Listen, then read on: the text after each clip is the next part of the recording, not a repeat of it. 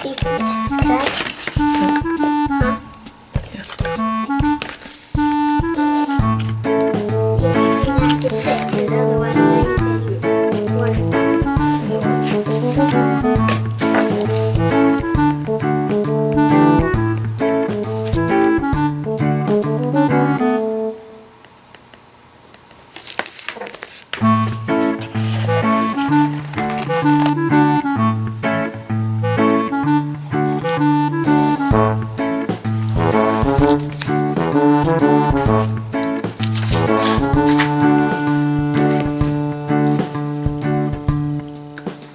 Hello, my name is Stephanie, and this channel is Edible Thoughts Makes, where I share with you my works in progress, finished projects, things I'm cooking up, books I'm reading, funny things the kids say. I hope that as you watch this episode and the previous episodes that you find some inspiration along the way. Today I wanted to share with you my second finished project of year 2020. They are a pair of socks for one of my daughters. It actually started out for the younger one, but then I had to make some modifications, and they are now for the older one. And I will talk about those modifications in a minute. I also wanted to use the opportunity to kind of share with you my thought process in knitting socks. I started my sock knitting adventure end of the summer in late August. I was doing a lot of test knitting at the time, mostly sweaters, and I kind of just really needed something small and a little more portable, and that used up less yarn. So I went to the library, I got a bunch of books, and I read up on it, and I told myself I wasn't going to cast on until September or October because I had so many things to finish up. But after reading about it and learning about sock construction, I just got so excited about it that I had to cast on. And so my sock knitting adventure began.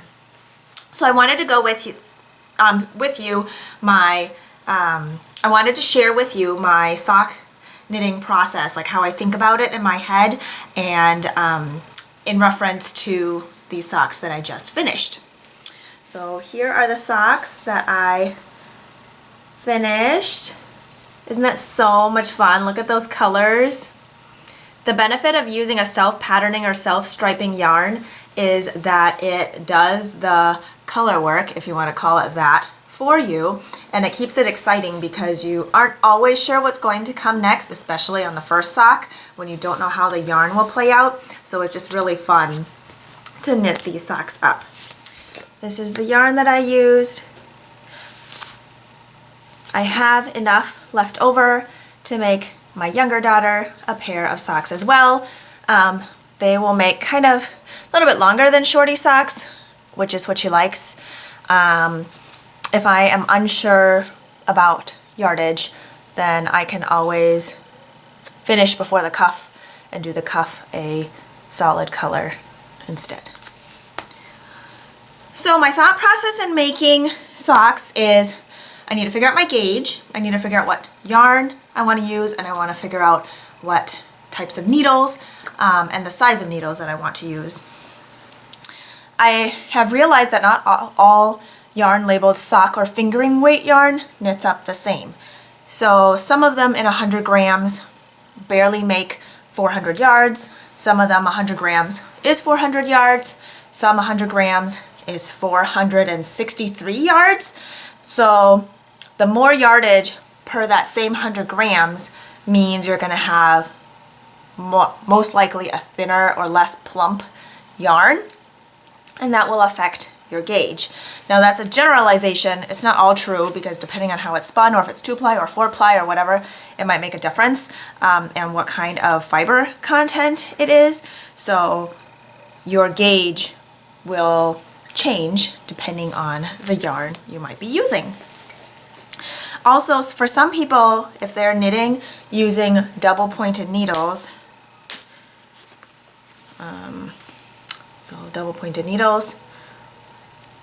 their gauge might change based on just the tool they're using. So double pointed needles versus, this will be magic loop on stainless needles. So for some people their gauge might change depending on if they're using metal versus wood, or if they're using magic loop versus double pointed, or if they're knitting one at a time versus two at a time, or 9-inch circulars where you just go around and around on one.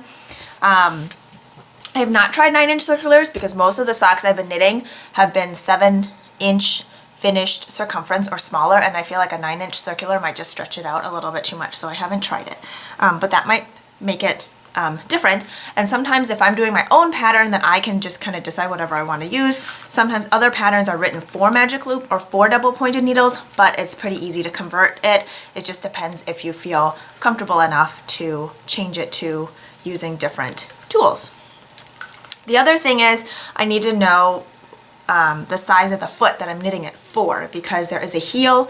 I recently have been looking into tube socks that have this like spiraling, almost ribbing, but not really, around, so you actually don't need a heel, and I will be trying out later, because the nice thing about that is you don't have to measure anything really, and for kids who have growing feet, then the heel section will just kind of keep shifting with the sock, and you don't have to re-knit a whole new sock when their foot grows out of the sock that they have.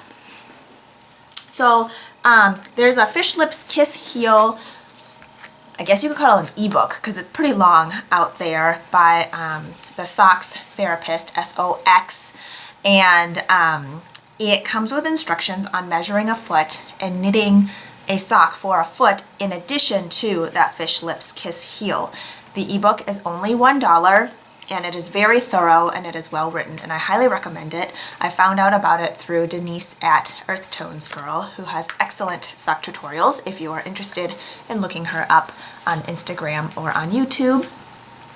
So I have traced lots of feet on the back of or on cereal boxes or just random cardstock that I have around, and that tutorial will kind of go through how you measure different parts of the foot and how that can be used for knitting socks in a way that line up with the measurements that you took. And then after that, so after I figure out my yarn, my gauge, my needles, I figure out what size of foot I'm knitting for, then I need to decide if I'm going to do cuff down or toe up. And then I decide what kind of heel that I want to do. I decide what kind of cuff I want to do, like what kind of ribbing, or like 2x2, 3x1, or 3x3, or 1x1. So when I say that, I'm talking about like how many knits to purls, and maybe how long I want my cuff to look. And then the rest of the sock, I need to decide if I want to just do stockinette all the way through. Is there going to be texture? Is there going to be texture all around the leg, or just on the top of the foot and then stockinette on the bottom? So there's so many options, and that's the exciting thing about it. You can do color work, you can do use self-striping yarn, self-patterning yarn, or a solid or variegated. It's really a huge canvas that you can do whatever you want with, which is really fun. So after that, then I usually just cast on. So I will show you again, these socks. So these socks were made for a child's foot, which is 7 inches in length and 6 inches in circumference. I like my socks to have about an inch of negative ease to them. And the needles I actually used size 1.5, which is 2.5 millimeters, and I used size US 1 with 2.25 millimeters. And the reasoning is I started with the US 1.5s for this foot part, and then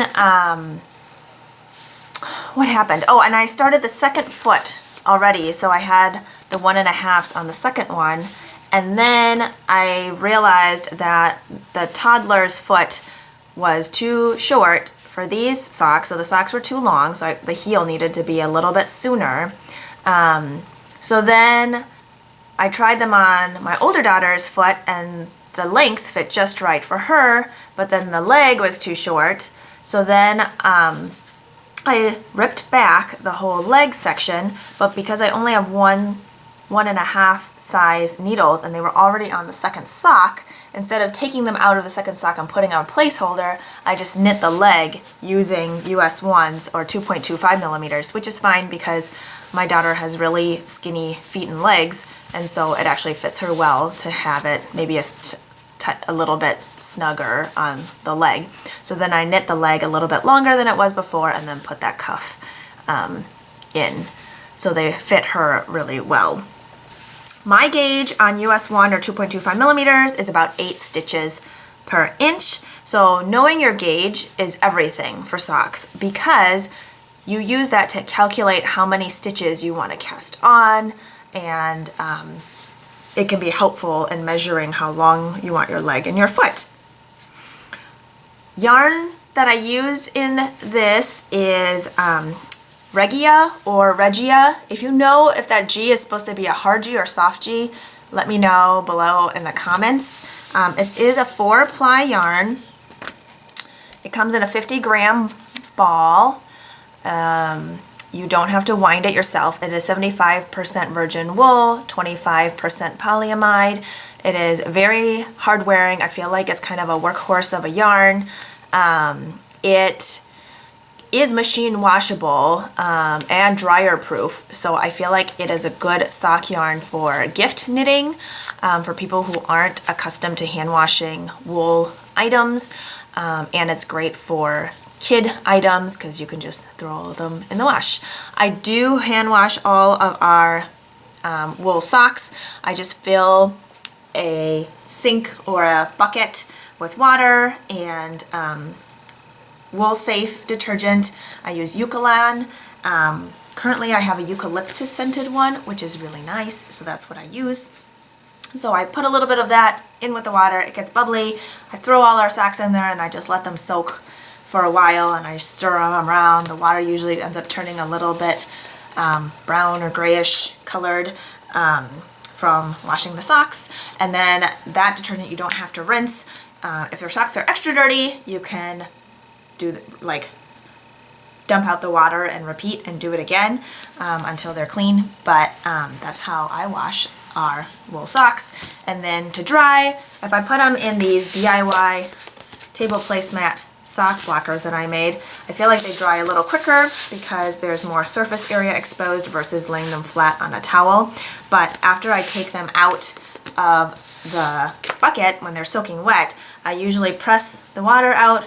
I don't wring it, I just press all the water out. I lay them flat on a towel, I roll up the towel and then squeeze on that so that the water can come out. And then if you have any of those hangers that have clips on them, I will hang them up to dry like that so that there's more surface area to the air to dry, and they usually dry overnight pretty quickly. And then the other option is to put them in this, and that allows them to dry pretty quickly as well. And again, I'll clip them up to dry like that.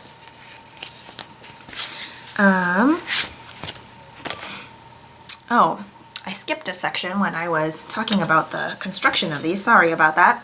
So then after I knit up the foot, I did a Fleegle heel, and the Fleegle heel doesn't require any picking up of stitches, and it just looks kind of magical the way it comes together, which is pretty cool. I will link to the Fleegle heel below in the show notes. There's 2 links. One is how to do the Fleegle heel, and then another one is to avoid a hole where you're coming back up here. And then you go ahead and knit your leg and then your cuff. You can decide however way you want to knit your cuff. I did not change to a smaller needle size for the cuff because I already changed to a smaller needle size for the leg. If you want to change to a smaller needle size for the cuff, you can do that as well. And then I usually opt to do a Jenny's Surprisingly Stretchy bind off because nobody likes a constricting bind off, especially the kids.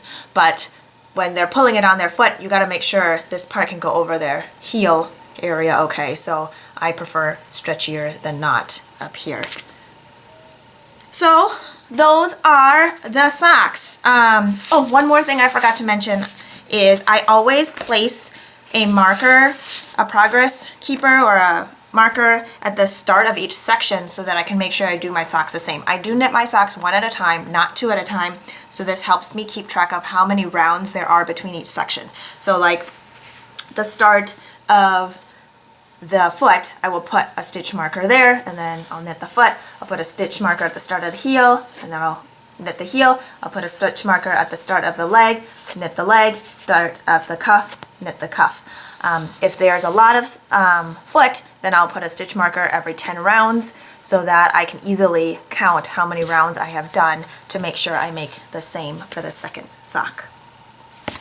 So I hope that helps you understand sock knitting a little bit better, and I hope it inspires you to make your own. So cheers to being creative and have a wonderful day.